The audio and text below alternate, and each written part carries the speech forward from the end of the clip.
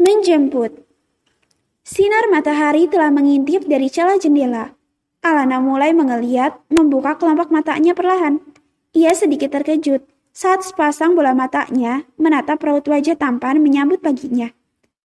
Alana meneliti tubuh polosnya yang tertutup selimut, di mana tangan kekar melingkar erat di pinggangnya, seakan mengukung tubuhnya untuk tak beranjak.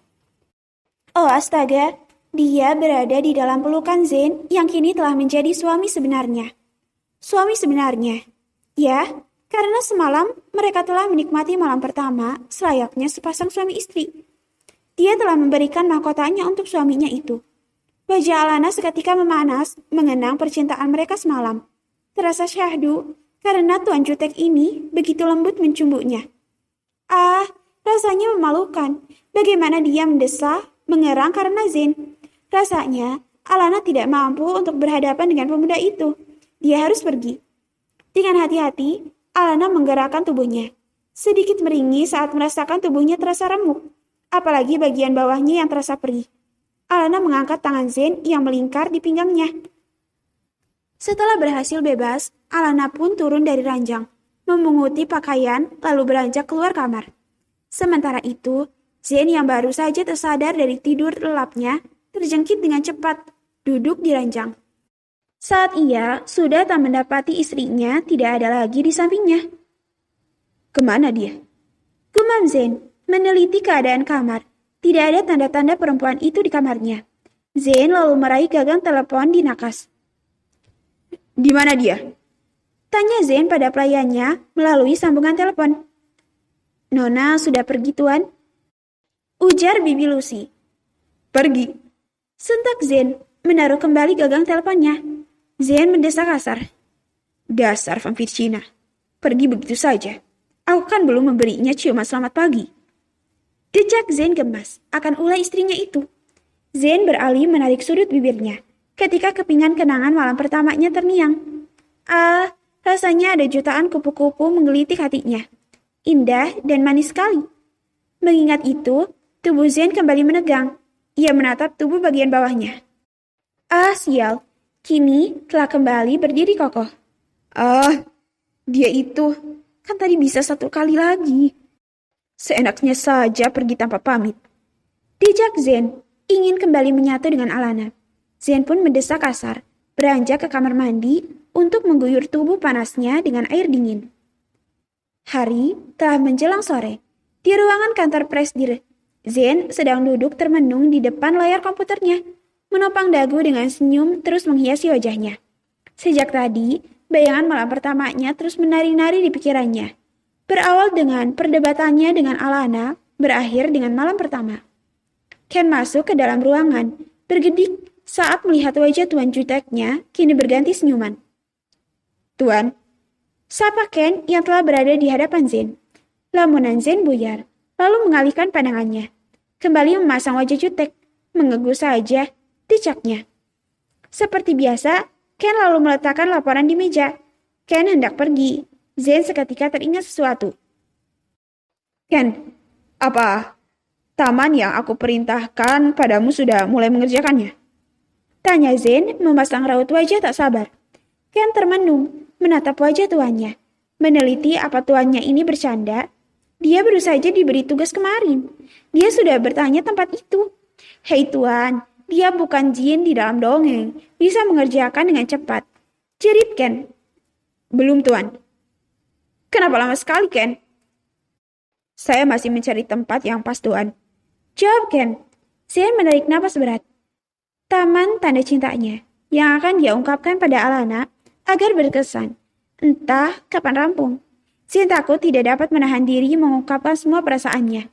Semalam saja dia hampir kelepasan, menyatakan cintanya terang-terangan pada Alana. Ah, itu bukan rencananya. Di bayangannya sangat romantis dan indah. Semalam sama sekali tidak keren, walaupun mengantarkannya pada malam pertama. Aku ingin kau selesaikan secepatnya, Ken. Setelah semuanya selesai, aku akan mengajaknya bulan madu. Tita Zain. Semua telah terencana baik di kepalanya. Baik, Tuan. Zain menatap jam di pergelangan tangannya. Lengkungan senyuman kembali menghiasi wajahnya. Ken lagi-lagi bergidik. Zain bangun dari duduknya. Tangani pekerjaanku. Aku akan pergi menjemput istriku. Ucap Zain. Senyum itu semakin mengembang. Dia akan menemui Alana, lalu menghabiskan malam indah yang penuh. Lagi. Rasanya bagai candu yang selalu ingin Zain ulangi. Ken tercengung, menatap kepergian sang bos. Istriku, gumamnya, lalu bergedik ngeri. Alana berada di salon termenung. Ucapan Zain semalam terus berputar di kepalanya. Perdebatan yang membawanya menikmati malam pertama dengan Zain. Zain mengatakan jika tidak suka dia dekat dengan Arion. Lalu, bagaimana dengan pekerjaan yang telah dia terima dari Arion?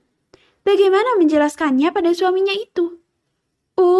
Andai saja Zain seperti Giselle. Lihatlah, dia baru saja mengatakan jika Arion memberikannya pekerjaan menjadi asistennya, dia terlihat antusias. Apa, Lana?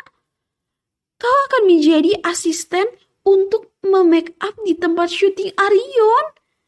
Seru Giselle, berdiri di hadapan Alana sembari memegang bahu Alana.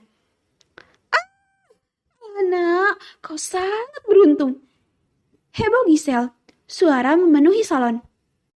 Sel, protes Alana, menatap malas.